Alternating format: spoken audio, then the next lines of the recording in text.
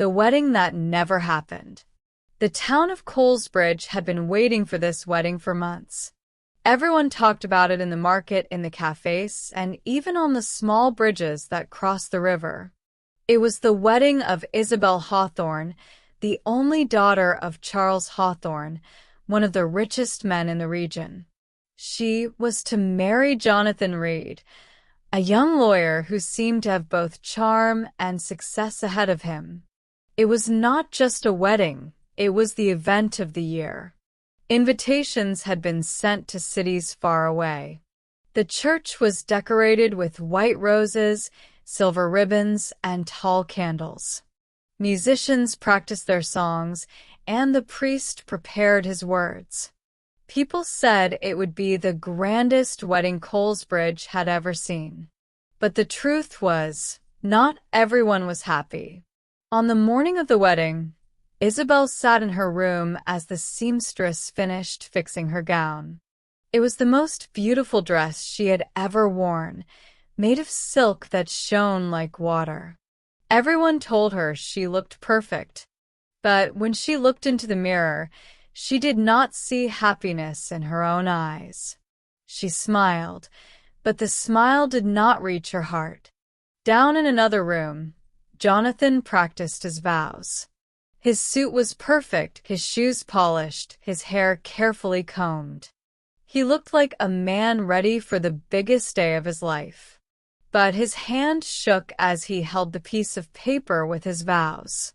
He was not nervous about marriage. He was nervous about the secret he was hiding. Weeks before, someone had slipped a letter under his door. The words were short but sharp. "Does she know you once promised your love to someone else?"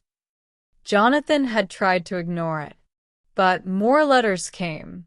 The past he thought he had buried was returning, and with it came a name that haunted him, Clara.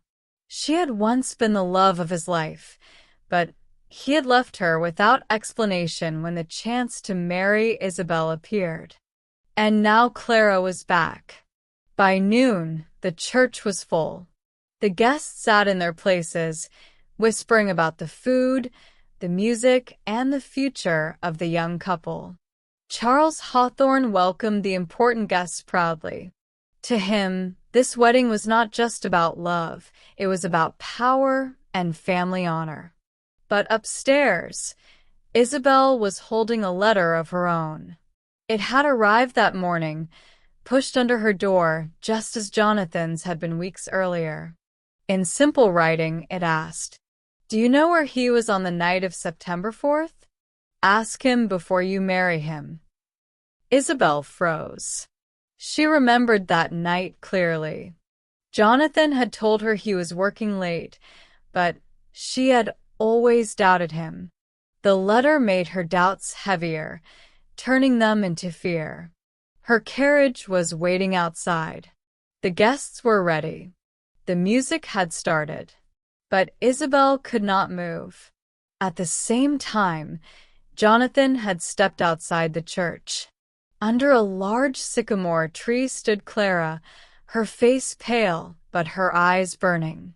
"You left me," she said softly when he approached.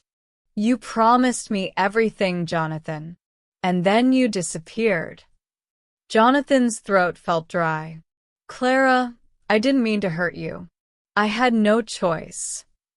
"No choice," Clara interrupted. "You chose money over love.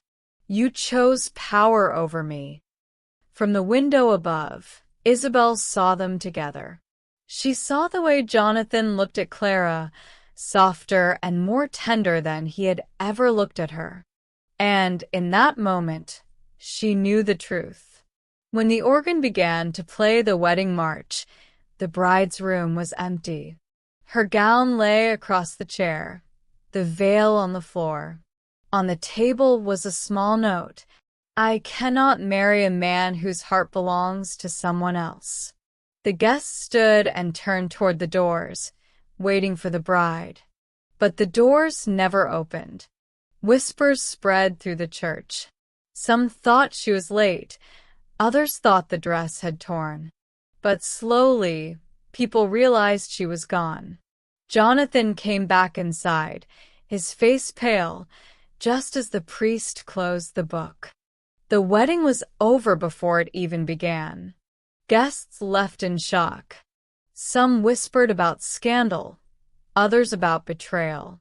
Charles Hawthorne raged with anger, but nothing could be done.